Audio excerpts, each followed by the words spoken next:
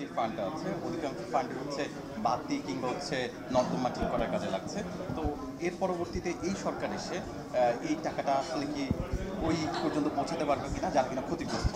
দেখেন, এই টাকাটার পরিমাণ হচ্ছে সর্বোচ্চ একটা প্রজেক্টে 10 কোটি দেওয়া হয়, এবং এই 10 কোটিটা কোনো বেসরকারি সংস্থাকে দেয়া হয় না, দেয়া হয় সব সরকারি সংস্থাকে।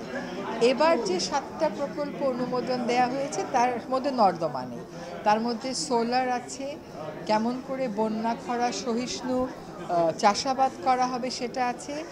Objective of USAID worldwide. And today I'm really happy to be here to walk the talk and demonstrate our USAID Bangladesh's commitment to host country ownership, localization, and projects that are sustainable because they're owned and led by local NGOs. And the Moitri project, which is a partnership between USAID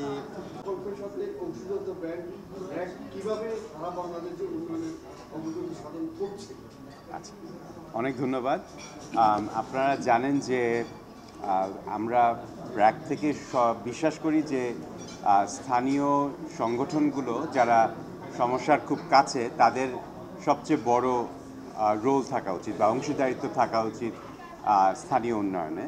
তো সেই দিক থেকে ব্র্যাক সবসময় স্থানীয় অর্গানাইজেশনগুলোর সাথে কাজ করে এসেছে।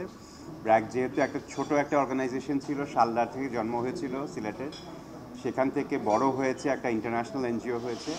আমরা চাই এরকম আরও এনজিও, ছোট ছোট এনজিও আরও সামনে উঠুক, এবং আর বাংলাদেশের যে উন্নয়নে এনজিওদের যে একটা ব্যাপক ভূমিকা ছিল, এটা আগামী দিনগুলোতে যে নতুন ধরনের সমস্যা আসছে, সেরকম ক্লাইমেট, জলবায়ু পরিবর্তন এবং এ ধরনের আরও কর্মসংস্থান, এ ধরনের সমস্যার সমাধানে আমরা দেখি যে স্থানীয় সংগঠনগুলোর একটা বড় রোল থাকবে।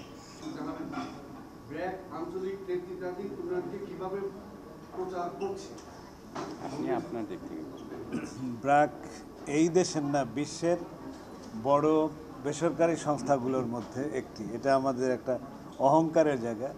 স্যার ফজলে হাসান আবেদের নেতৃত্বে এর অগ্রযাত্রা, এবং এটি বাংলাদেশ সহ বিশ্বের বিভিন্ন জায়গায় উন্নয়নমূলক কাজে একটা গুরুত্বপূর্ণ অবদান রাখছে। সেক্ষেত্রে বাংলাদেশের তো আনাচে কানাচে সর্বত্রই ব্র্যাক মানুষের আর্থসামাজিক উন্নয়নে, কর্মসংস্থান সৃজনে, স্বাস্থ্য, শিক্ষায় একটা গুরুত্বপূর্ণ ভূমিকা পালন করে যাচ্ছে।